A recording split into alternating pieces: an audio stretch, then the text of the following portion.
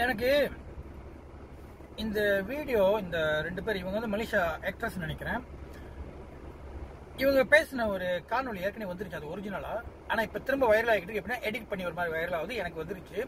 முதல்ல இதை பாருங்க. இது பார்த்தாலே உங்களுக்கு வந்து பாதி அர்த்தம் புரிஞ்சிடும், மீதி அர்த்தத்தை அப்ப நான் சொல்றேன். Twist in the end. Cyber bullies are making reports against another group of bullies. இப்போ ஒரு டீம் வந்து இறங்கி வேலை செய்யுதுல, அதே டீம் என்னைய அமைதியா இரு, ஷாலினிக்கு எதிராக வீடியோ போடாதன்னு சொன்ன டீம் இன்னைக்கு ஏஷா உயிர் பாத்தீங்களா?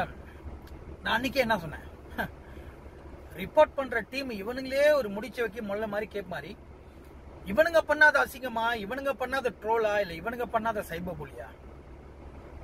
எவ்வளவு பேர்த்த இவனுங்க அசிங்கப்படுத்தி பேசியிருப்பானுங்க. இந்த சுங்கேசி போட்டு ராணிய சிப்பு கழட்டி பார்த்தேன்னு கேட்டது, இந்த குலசேகரனோட பிஏ வடிய நீ என்ன சொப்பன சுந்தரியான இந்த மாதிரி கேட்டது, அவங்களாம் வந்து இவனுக்கு பேசுறது கேட்டு தூக்க மாட்டேதான் இவனுங்க எப்ப இவனுக்கு பேர் பண்ணுங்க உள்ளுக்கு. இந்த மாதிரி எவ்வளவு பேர்த்த. ஓகே, அப்பயும் நான் வந்து கேட்டிருப்பேன். என்ன கேட்டிருப்பேன்னா, ஒரு நல்லவங்க கூட கெட்டவனா மாறலாம், கெட்டவங்க கூட நல்லவனா மாறலாம். ஆனா கேடு கட்டவன் என்னைக்கு வந்து நல்லவனா ஆயிட்டானா அது ரொம்ப யோசிக்கணும். இன்னொன்னு சொல்லலாம்னு பார்த்தா, ஆடு நலையுதுன்னு நிறைய நாள் இருந்துச்சான். அந்த மாதிரி இருந்துச்சு இவனுங்க எல்லாம் ரிப்போர்ட் பண்ணது. நான் அன்னைக்கு என்ன சொன்னேன், இந்த ரிப்போர்ட் பண்ண அந்த மெயினா இருந்தானு பத்தியா 4, 7, 6 பேர். இந்த 6 பேரும் என்ன மாரி கேடு கட்டவனுங்க, என்ன மாரி முடிச்சு வைக்க முள்ள மாதிரி எனக்கு தெரியும். நிறைய பேருக்கு தெரியும், பழைய ஆளுங்களுக்கு.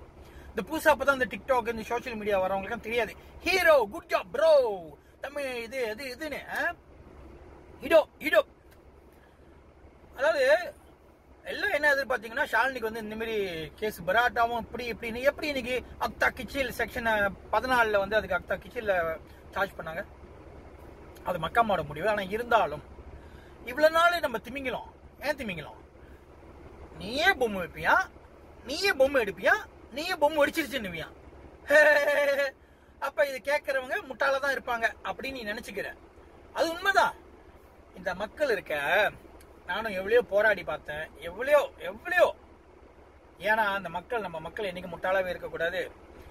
கண்ட பரதேசிங்களை, கண்ட அஞ்சடிகாரங்களை நம்பி ஏமாந்துடக்கூடாது அப்படின்னு தான் என்னோட போராட்டமே. அரசியல்வாதிகளையும் நம்பி ஏமாறாது போராடினேன்.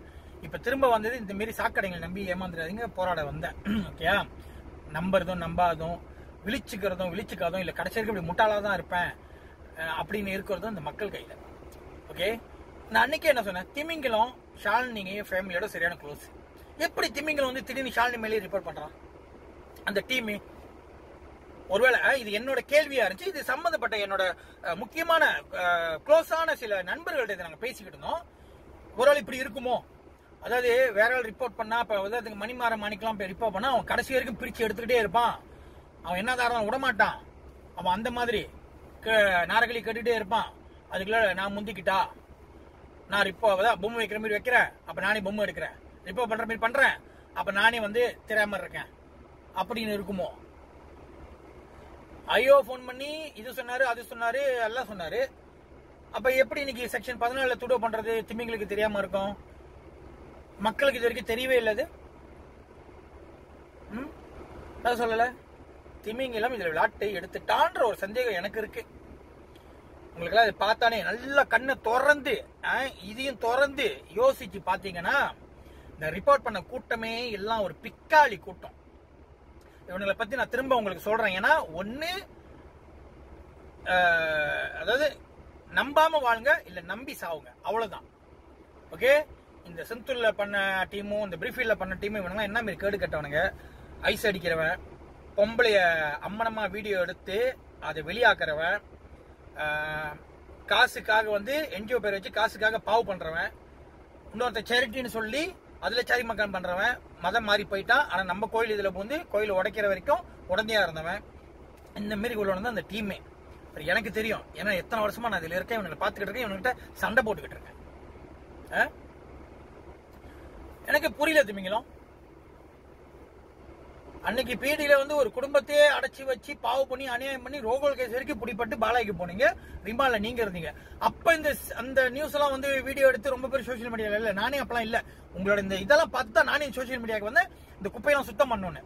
அப்ப வீடியோ எடுத்து இந்த மாதிரிலாம் போட்டிருந்தாக்கா திமிங்கலம், நீங்களாம் வெளியே தலையே காட்டிருக்க முடியாது திமிங்கலம். நீயும் கூட இன்னொரு பண்ணி இருக்கு பாரு, காட்டு பண்ணி குனிஞ்சி இருட்டில் நின்றாலும் அதே மாதிரி இருப்பான். அவ்வளவு நல்லவனுங்களா நீங்க? நான் இதை அப்பயே அன்னைக்கே சொல்லிக்கிட்டு இருந்தேன், இது எங்கேயே போய் முடிய போகுது பாரு. மக்களுக்கு வந்து மக்களை நக்க விட போறானுங்க நம்பிக்கிட்டு இருந்தேன். கடைசியில வந்து மக்களை நக்க விட்டானுங்க.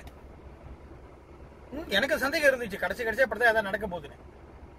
எப்படி ஷாலினிக்கு வந்து இவ்வளவு தூரம் ரிப்போர்ட் போய் இது போய் ஏன்னா எனக்கு ஷாலினி பிடிப்பட்டதுல இருந்து அது கவலையாவோ பயந்த மாரியே எனக்கு தெரியல.